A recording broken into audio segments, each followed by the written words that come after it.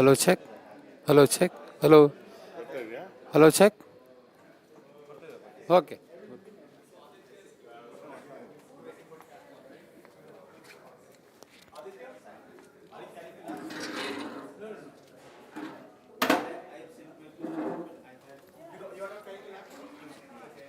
This is bad because we are using Siddharth's laptop. He's going to wait for the second chat. We have one person. Where is the track one? There is one laptop over there, right? Track one, right? Track two. To make the opening notice, I can What? Naveen Kumar, right? Have you sent it over to Pinku Kumar? If you have sent me, I will forward it to Siddharth. So that's not a problem. So, which track are you on? Track one. Track one. Perfect. You're in the right place. What time? I have.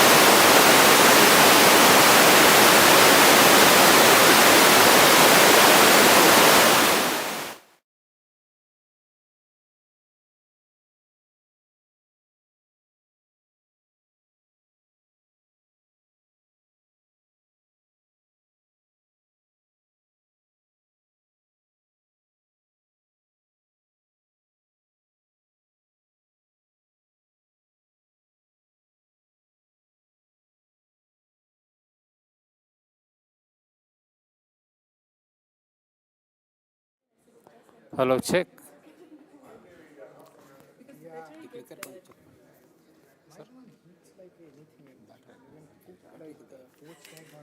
Heating is fine, but I guess it's the weather.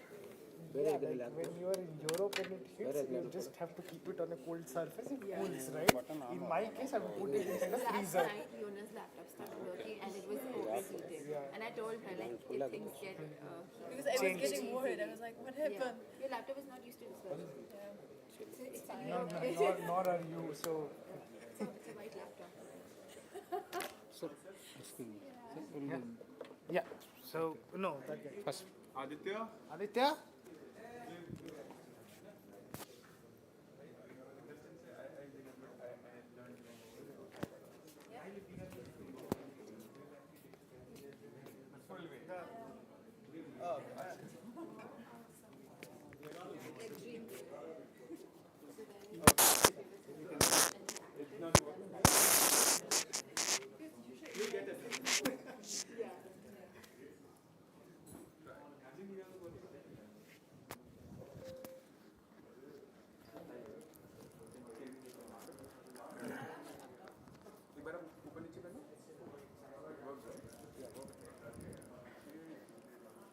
If you want to switch laptops,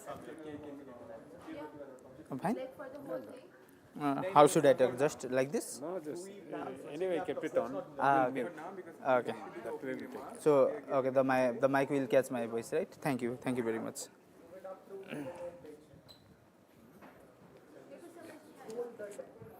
Hello. For now, for opening remarks when you talk, then there is a break. switch करना है सब यार. Let's just What's have not one. This is not streaming there. It's not working. The laptop is not working there. Yes. Oh shit. But it's casting something.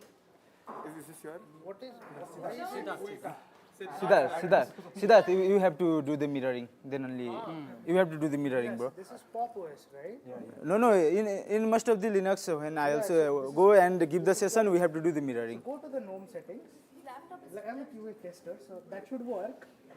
Go to this. Go to settings. upside down. This, That's why. right? And then up. Just do the mirror. No, wait. We have to turn the orientation to something. Yeah, that one. Landscape flip. And then apply. Keep changes. Keep changes. Dim it. I don't know. Just wait. Now it's working. Now mirror, apply, and now okay. Now it should. Please. Keep changes. Yes. Ah. Bro, This is duplicate, right? This is not extended. It is duplicate. Let me so if we have like speaker notes. bro, session experience. जागो यही हुन्छ. Or else you'll be like, let me make the notes now. Please, I'm not a Mac user, bro. I can't afford Mac, Acha, Nana, what you can do alternatively. but I can't afford it. Okay.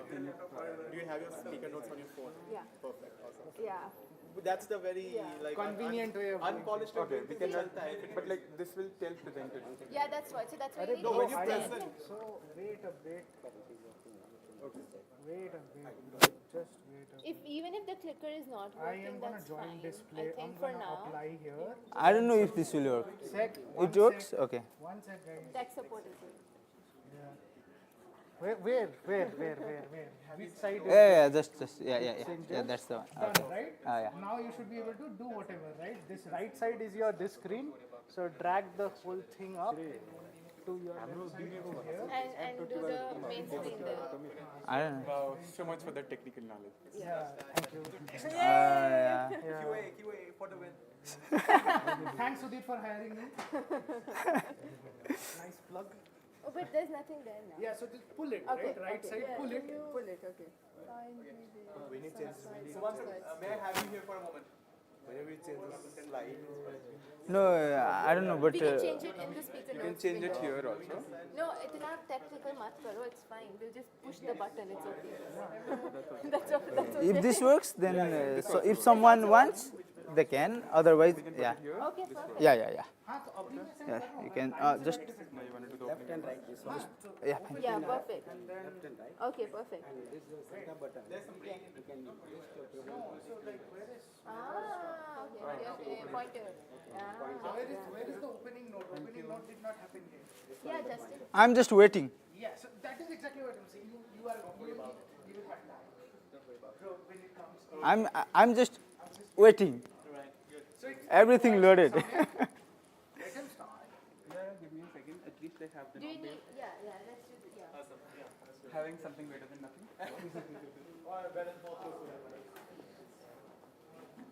Fine. Yeah, everything is good, I guess. Yeah. Yeah. This is left and right. Okay, I don't need the slide right now. I just have to speak. If you want to just pointer, you can. This is the pointer point. Okay. And just okay. Yeah. Sure. Okay. Then shall we start? Yeah. Okay. Hello, welcome, and thank you to everyone for joining us at GNOME Asia 2024 here in Bengaluru.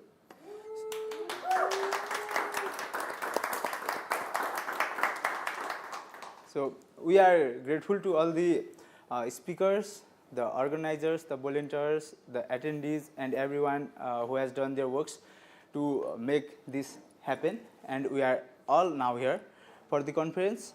Also, a special thank to the venue, the Red Hat office, for letting us host this event. So we would like to express our gratitude to sponsors, particularly Fedora, Red Hat, and OpenSys. Their generous support makes GNOME Asia great, always easier. So this is our venue for the 2 days conference, and then it is like Friday and Saturday. Today is Friday, tomorrow is Saturday, so we will have a 2 days conference. And now we are excited to announce that this year's keynote speaker is Mr. Ramakrishna Reddy Ekula. So he will be talking on his talk titled Force, Sci and Change.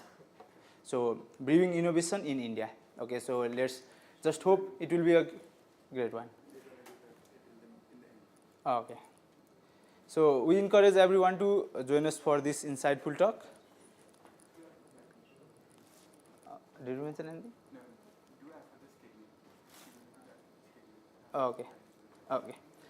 So for the social event, don't miss out the Fedora release party today during the lunch time. So we'll have a tasty cake, right? A delicious cake. Yes. Okay, so let's just wait for that. And on Sunday we have exciting day trip. So whoever that has registered, we can wait for the social trip. Now for the code of conduct, this event follows the GNOME code of conduct. You can find more details on our website on the board near the registration table. If you have any concerns or complaints, please contact us via the email listed on our website. Lastly, don't forget to follow and tag us in the social media platforms such as LinkedIn, Twitter, and Mastodon. So the hashtag for this year is hashtag GNOME Asia 2024. So thank you again for being here, and let's just hope for a wonderful and a great conference. Thank you. So the first talk at track 1 is theirs. So you need to introduce that, like Smera and Yona is coming for the track 1. Yeah. Tell about some of the house rules. I can do that. Yeah. Yeah, I can just do that. You can do that. What? No, I'll just. Yeah, do that. Do you have anything like schedule? Hey, welcome Printed to out? Red Hat Bengaluru for the GNOME conference. Thank you. So there are Okay. few things that we just remember, right? So there's a coffee vending machine right there. Feel free to drown yourself in coffee. It's free. Red Hat has been really generous, but ensure that when a talk is going on, don't take a coffee because it will just make that sound. No, you can't just, you know. And then for the track, this is track 1. The track 2, you just have to follow on the alley right behind. You'll find a meeting place named as Visera. So that's where the track 2 is going to be, and that's more comfortable seating than here. All right. So other than that, the access doors today, it's a working day, so the Red Hat people might be just don't just bother about them. Community is greater than Red Hat. The access doors needs to be just kept in mind. And if you want to go into office, just make sure that you are working with a Red Hat employee. Right? So that's about it. Thanks and enjoy the conference. Thanks.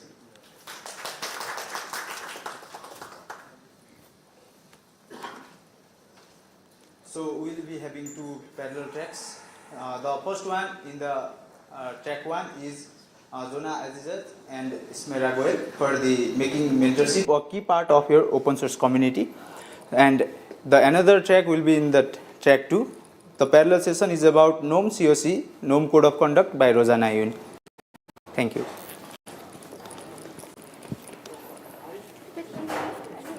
Do you need? We need slides. Okay. Okay, I can help.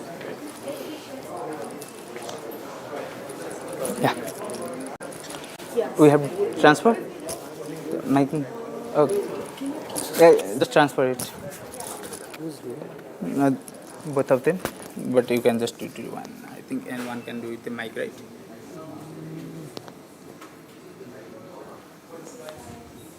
So one can use this. Okay. Okay. We'll do the first part. It's me and you now. Like we are two of us. There are two of us. It's okay. We can share also. It's not a problem. Okay. Yeah. Can you access the Siddharth's inbox and you should be able to find I can do that. Okay. We are doing a massive. Which one is it? The one that is.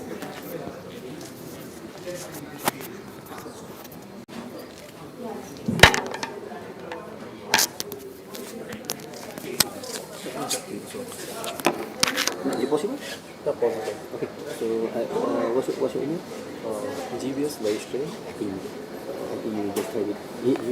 Okay. So.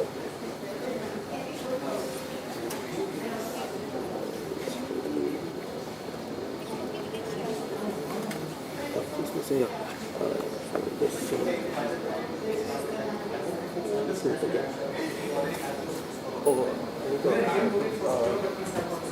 So we are going on this job, like I'm going to do like one more or what? I didn't understand. No, it's just basically. So it's can you just can you add more or how?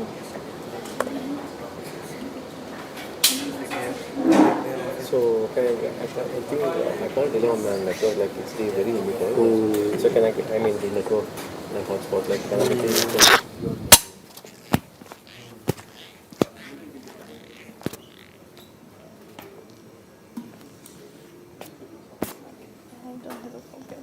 Can I use this one instead? Because I don't For have a phone. recording purpose, it's needed. Just to get it Yeah, can I give this to you? Yeah, can you use it? Which one do you want to use? Or it's fine, I It's think. fine. I can use this. You can use that. Should Okay, be. you want to test it? I think we should just stand 5 feet apart. Test? No, not sure. Test. Test? No, No. it's not working. I think it's not working, or test? No, you can use both of them. This is for camera Oh, recording. just for This is- camera. But can she You also? can put both same mic. Oh, okay. Okay. So, You need to that's switch one off at the okay. Or we stay not close to each other. Yeah, okay. Okay, should we start? Yes. So, hello everyone. Thanks a lot for joining us, especially since it's still morning, and I guess we are all kind of waking up slowly. Our talk today, we will try also to be a bit far away, otherwise it will be echo.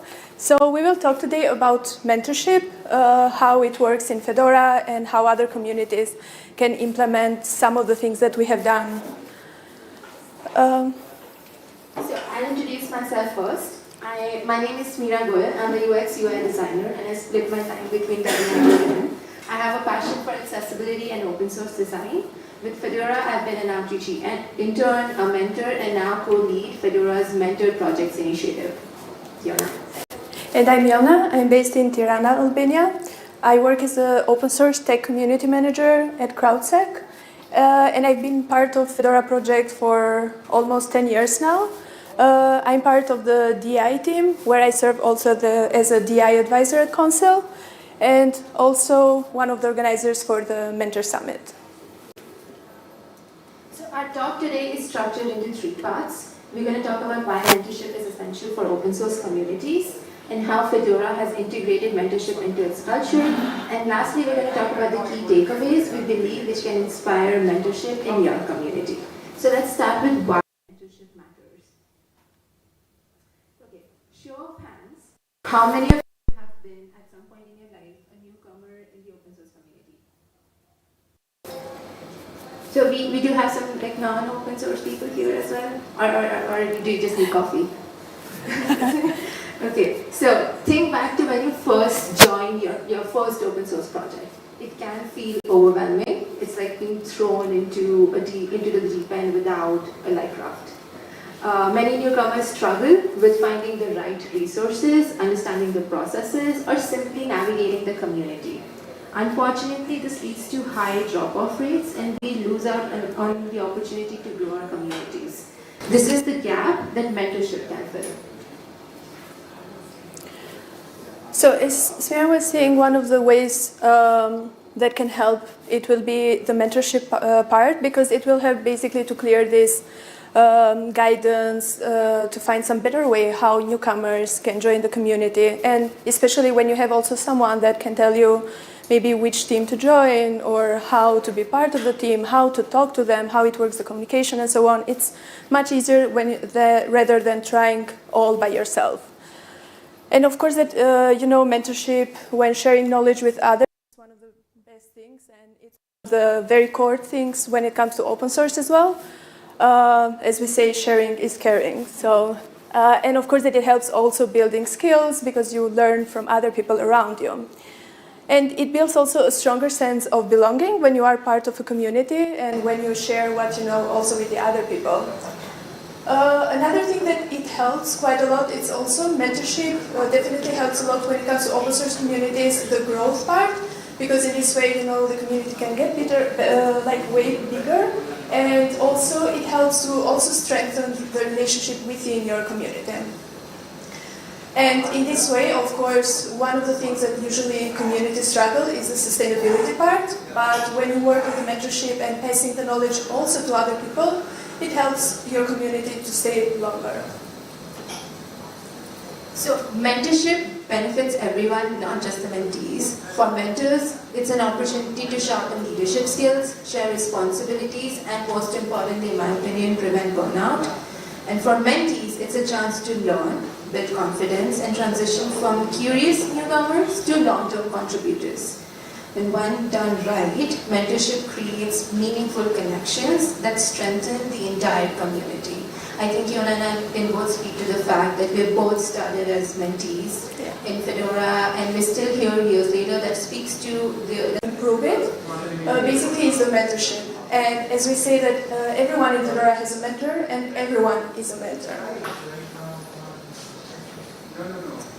Mentorship is an important keystone in Fedora's culture, and we have many programs to support it. Today we'll be diving briefly into the 3 programs that we have: the Fedora Mentor Projects Initiative, Fedora Mentor Summit, and the Ambassadors Program. So we're going to start with the Mentor Projects Initiative. So Fedora has a long and proud history of participating in mentored programs like Outreach and GSOC. Show of hands, how many of you have heard or participated or know of Outreach, GSOC, Fedora mentorship programs? No, that's great. That means that we are learning something new today. So these are mentorship internship programs that are targeted towards newcomers in open source communities. These programs have been incredibly rewarding for the Fedora community, helping us grow and bring in fresh perspectives.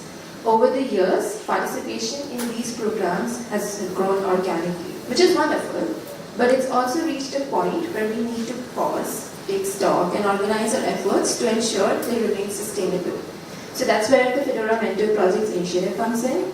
So the goal is to streamline Fedora's mentorship efforts and create resources to support everyone involved. mentors, mentees, coordinators, etc. and ensure that we are fostering growth while avoiding burnout. That's one of the things that we noticed is over the years, we do have a lot of interest from prospective mentees to participate in these programs, but because the same people were doing mentorship again and again, it can cause burnout. And so we need to pass the baton on to other people and make sure that everyone in Fedora is a mentor. So it's about building a system that works not just now, but also in the long run. Also, another thing that we've been doing is the Fedora Mentor Summit. Fedora Mentor Summit started as an idea around actually 5 years ago because we were seeing that we were doing quite a lot of things to help newcomers in the community, people when they are mentees basically, but we weren't doing much when it comes to the mentors. And it came also a point that we couldn't find mentors, for example, for GSOP or outreach. And we thought, okay, maybe let's create a platform that mentors can get together and exchange their experiences, what works best for them, and also a way to know that, it's not that you need to spend a ton of time, just sometime, just spending like a few hours, it will help the community as a general. And that's why we created Fedora Mentor Summit. 3 years ago we did the first one. It took us a while actually to really push the idea and make it happen. And the first version it was virtual. And then last year and this year it happened in person, and usually we do it as part of Flock to Fedora conference, which is the main conference that we have in Fedora. And usually the way how it works, this event, we try to have just a few presentations, not a lot, but to make it a bit more engaging. So we have panel discussions, and the panel discussions we try also to involve other communities. It's a bit more difficult when it's in person, but when we had especially the virtual one, we had also people from GNOME actually that joined the panel discussion, because especially when it's not just your community, but other open source communities as well, sharing their knowledge with each other, it's even much better. Another way is also doing kind of different workshops. For example, this year, Smira also did a workshop together with Marie, and it was different scenarios between mentee and mentor, and how to work best together, which was, I think, this was kind of the main thing that we wanted to do, to emphasize or analyze it better, how this relationship works, how communication can be improved, feedback part, and so on. And if you would like to learn more about it, we have actually a GitLab tracker for the Fedora Mentor Summit. We haven't started yet for next year, but definitely it's something that we want to do it again, because we saw that it was quite helpful for the people. Another one is the Fedora Ambassadors Program.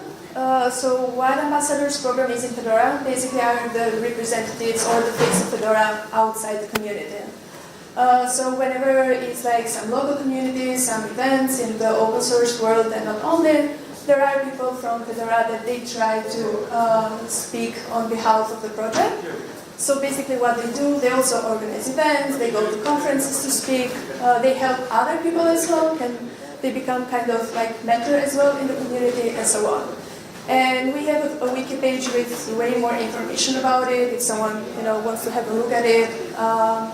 It's not as active as it used to be, but I know that it's one of the things that we are trying to push a bit more forward to become more active. Okay, so what have we learned throughout our efforts with mentorship in Fedora? First one being focused on sustainable growth to avoid burnout. We have mentioned burnout quite a few times in this presentation, and that's because we have seen how it affects mentors especially, and that's something that we want to target to avoid mentor burnout. So it's important that whatever efforts that you're taking, try to start small and scale gradually instead of starting big, because it's going to put pressure on a few people. Obviously, in open source communities, everything is volunteer-based, everyone has also their day jobs, there's a lot of stuff going on. So it's important that we don't rely on a few people and also keep passing the baton to other people, keep growing the community of mentors rather than having the same people do the same projects again and again. And another lesson that we have learned actually is also you should always align the mentorship goals with your community needs. Because sometimes when you are working on different mentoring initiatives, maybe you have something different in mind, but maybe that's not what the rest of the community actually really needs. So always try to also ask people around you, what is missing actually, what can be improved and so on, before starting something related to the mentorship generally in your community. And something very important, of course, is provide resources and recognition for mentors. This is very related with the mentor initiative that Smira also was explaining. Because having more resources, how much time they can basically dedicate to the project, what are some of the communication, for example, tips that they can use with their mentees and so on. It's much helpful for them in their way.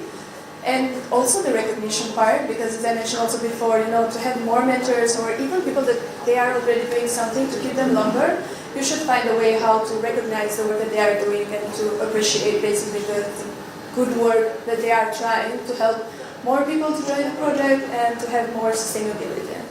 And we're not just saying that because we're mentors.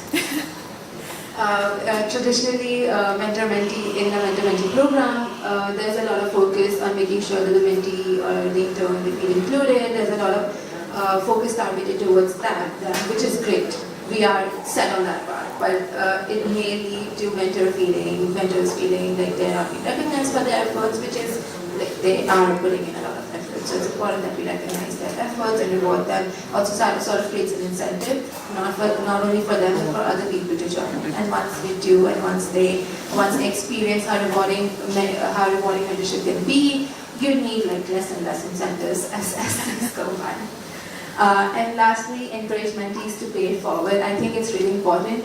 I started as an outreach intern 4 years ago in Fedora, and I'm still here because I experienced excellent mentorship with Marie Norden. Shout out to her.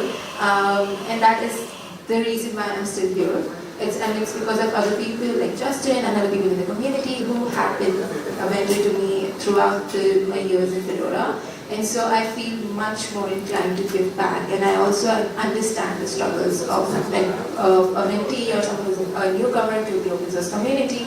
And so it's much more likely that mentees and interns come back as mentors. And so that's something that as a community you can lean on and encourage mentees to give back to the community. And also they have a lot of valuable insights, because they can tell you what's missing, they can tell you their experiences, and you can learn from them and improve how you onboard new mentees and mentors to the community.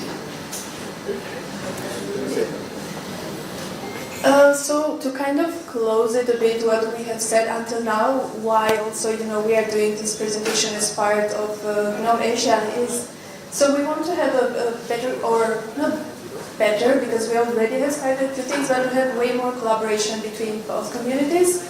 We have done a couple of exchanging, especially during events. It's mostly, it's either this event or when we had some panel discussion that people joined us.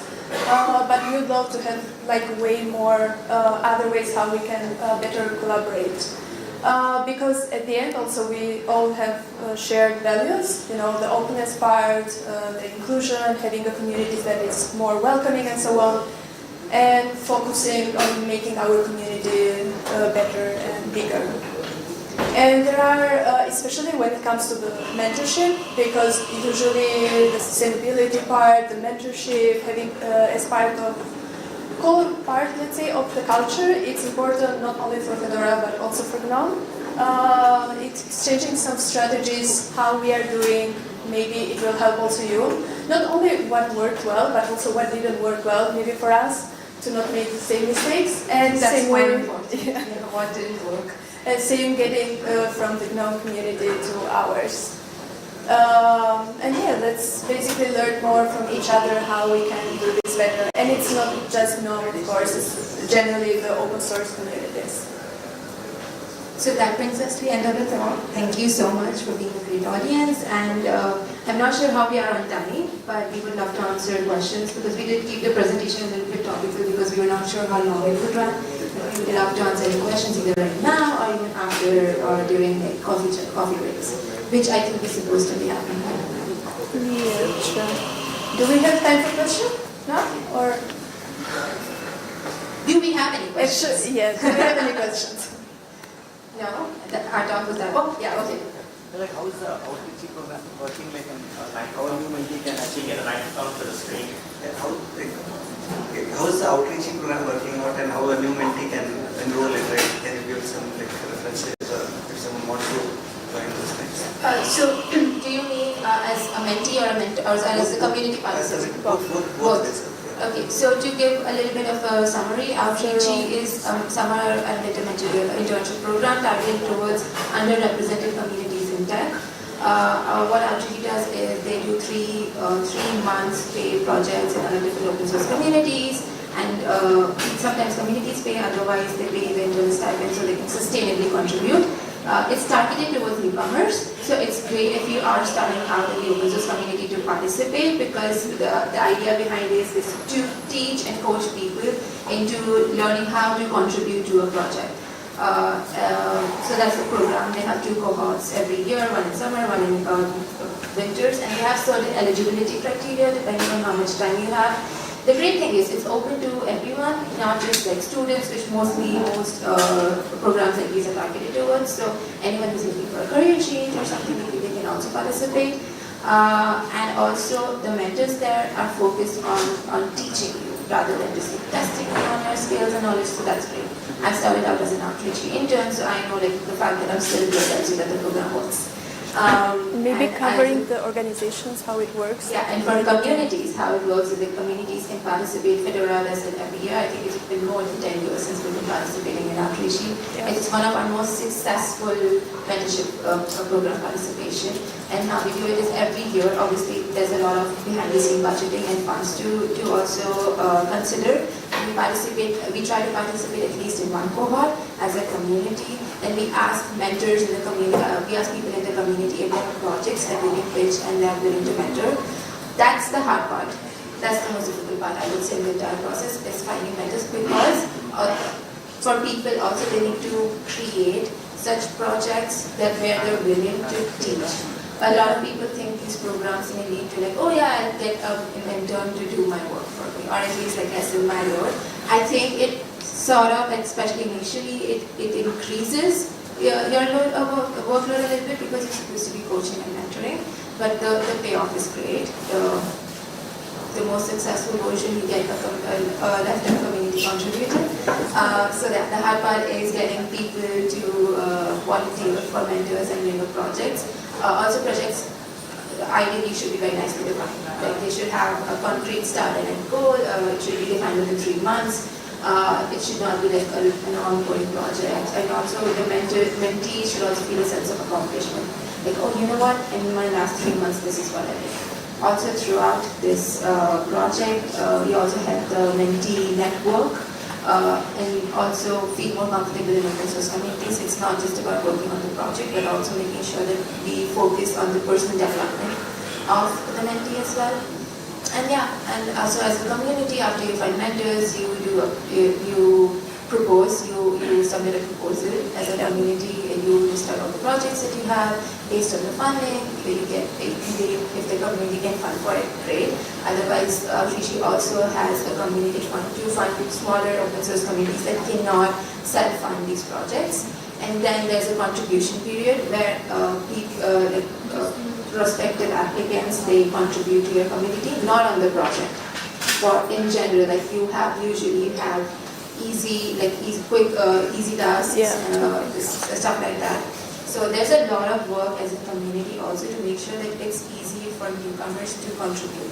You have to set up jobs, you have to make sure that all your tickets are triaged, that there are links, communication channels, etc. People are active on there to help onboard new interns and applicants. The good thing is sometimes even during the application, the contribution phase, you get people who like a community and just stick around whether or not they get selected for outreach. And then afterwards, they do like you select a few interns depending on how much budget you have. It can range from 1 to 2, and I think 2 is the maximum maybe. per project? Yeah. Yeah, I mean, you would not want to overload mentors as well. You have to make Exactly. sure that it's sustainable. More mentees does not mean that you have like it's easier for everyone. No, it is twice the amount of work. It's not half. And so at the end, ideally you have a successful mentorship. You have some goals achieved, and most importantly, you have a mentee or an intern who feels a sense of accomplishment and feels comfortable contributing to open source. I think that's really important. And basically following outreach, or if you have the best way, either for following outreach main channels, or if you have some specific project already in mind, follow whenever it starts the timing to apply. That's one of the best ways to know more the timeline and everything. Any other questions? Okay. We don't have time. We don't. Okay, coffee? Coffee. And we will be around, so if you have any other questions, happy to answer. Thank you. Thank you so much. I'd like to make one announcement before we go to the break. As much as people love having coffee in the morning, the sound of the machine it makes when the talk is happening is something that we want to avoid. Please try making use of the coffee machine during breaks so that there's less disturbance for the audience as well as for the speakers. Thank you so much. So we'll now have a break for 5 minutes. So it is 9:45. We'll again gather at 9:50 for another session, which will be a parallel session in track 1 and track 2. We will make announcement at that time. Thank you.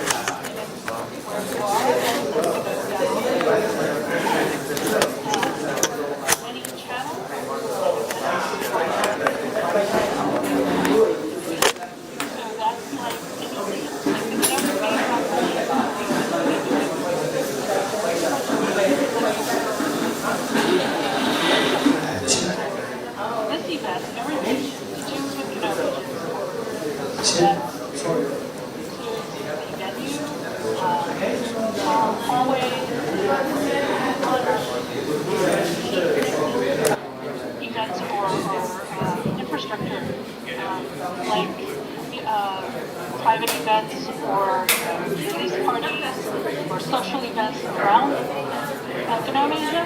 Those are all covered by Managed wonderful function later, and anything that happens there will be covered. Even private like in the official conference hotel, if you're talking to someone who's also an attendee, it's covered. Like elevator costs, all covered. It should be covered.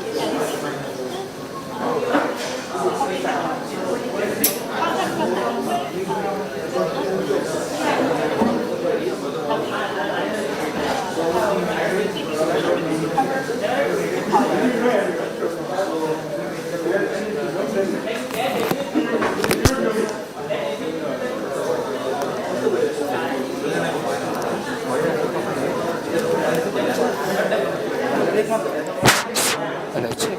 Hello, check.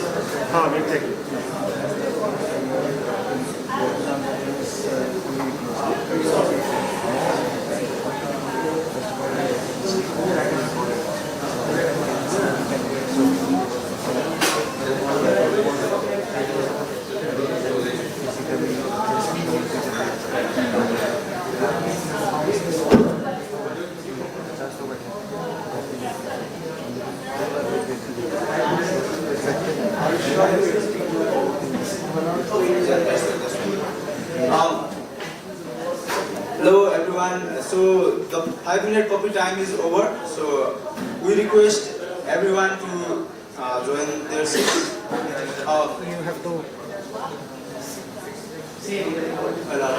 Hello everyone, so the copy time is over.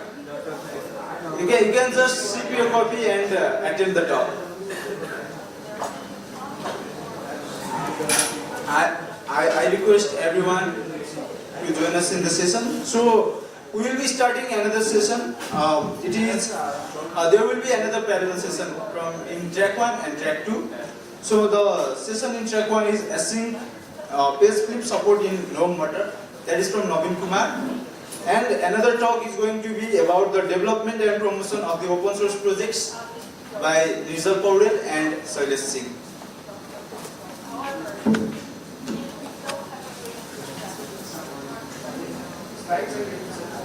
Sir.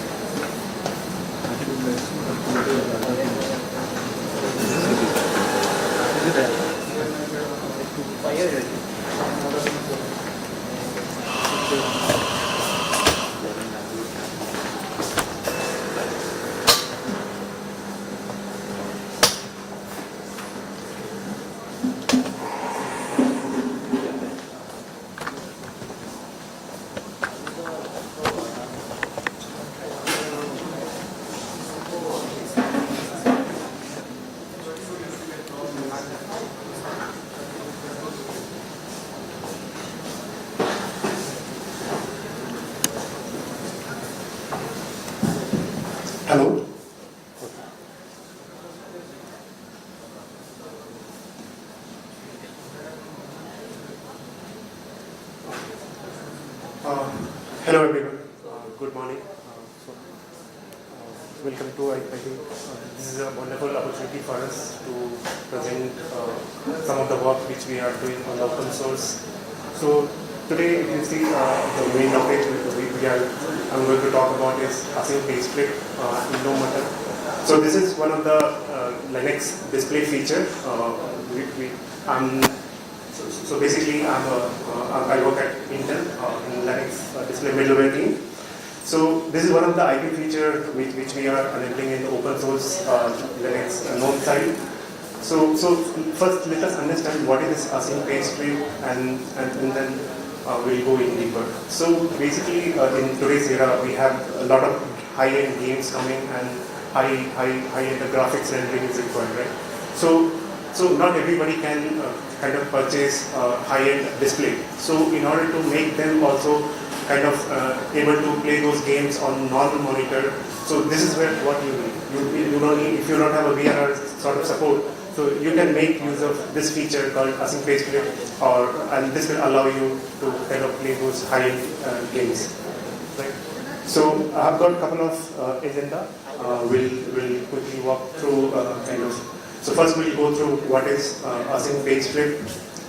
We will discuss what is Async, and then we'll also talk about what is Sync page split, and then we will go through what is the current implementation of Sync interface.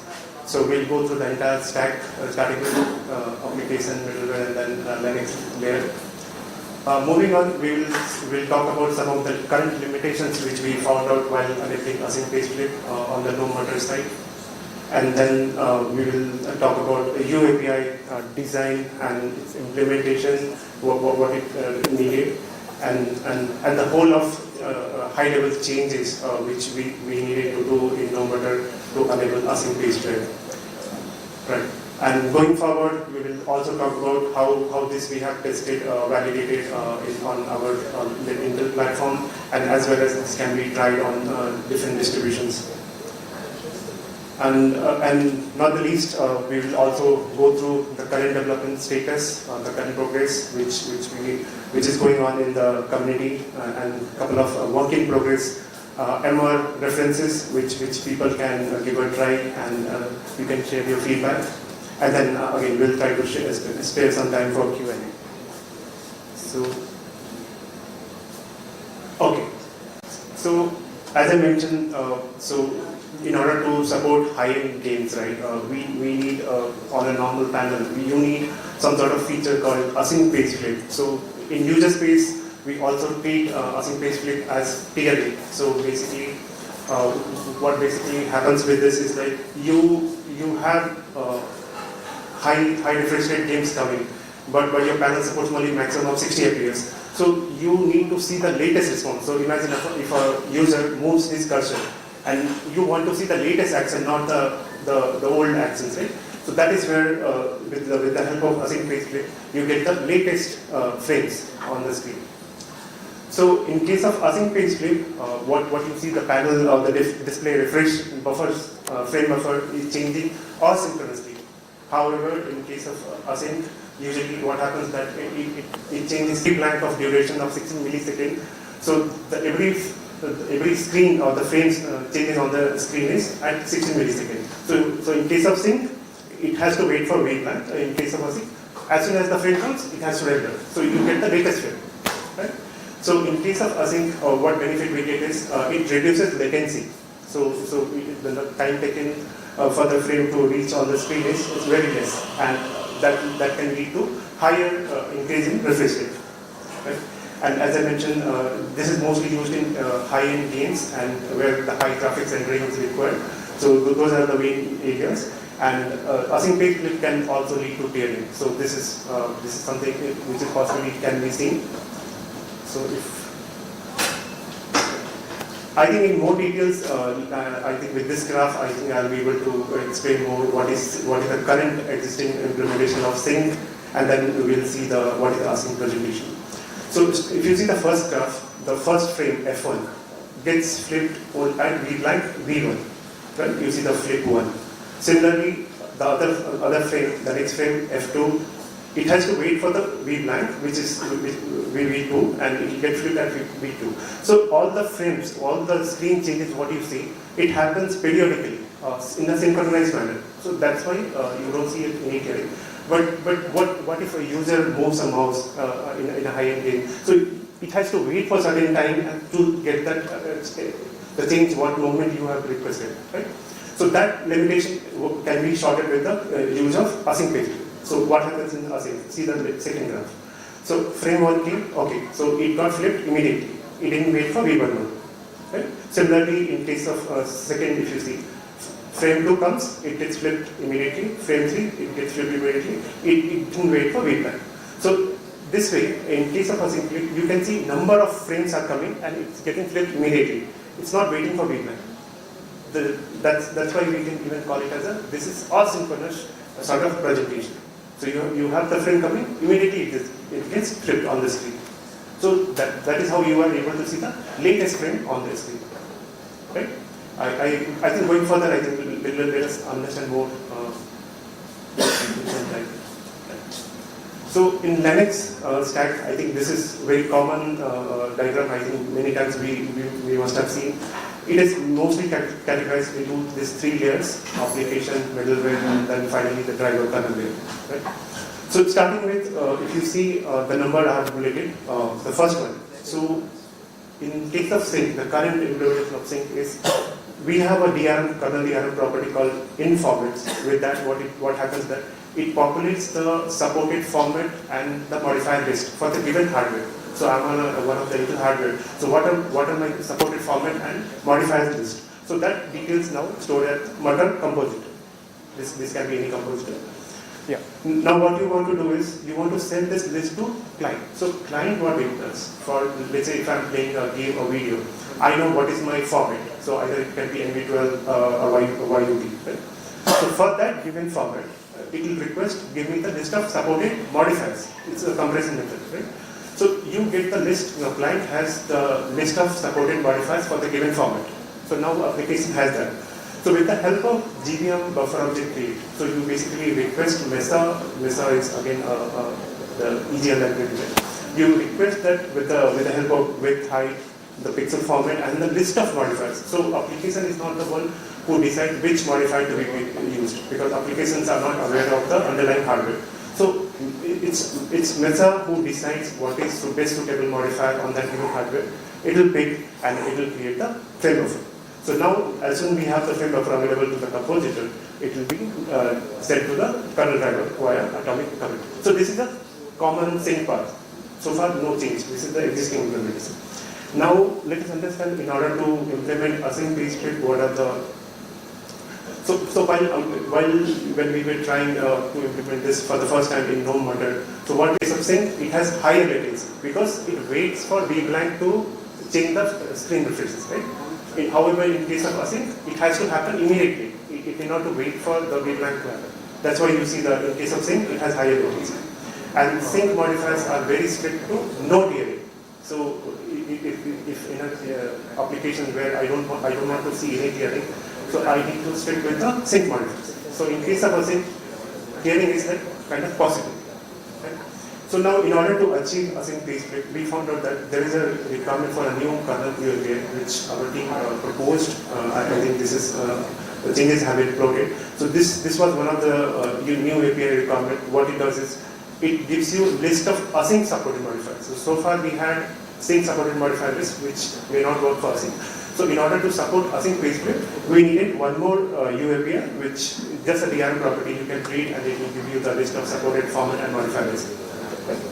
So now in that existing diagram, so we just saw the whole green color, right? Whatever we saw in the previous slide, it's like existing one. So the only change we needed to bring in order to support async page split was, if you see on the right bottom, in format async. So this was the only change needed in order to get the list of supported modifiers and format and modifier for async.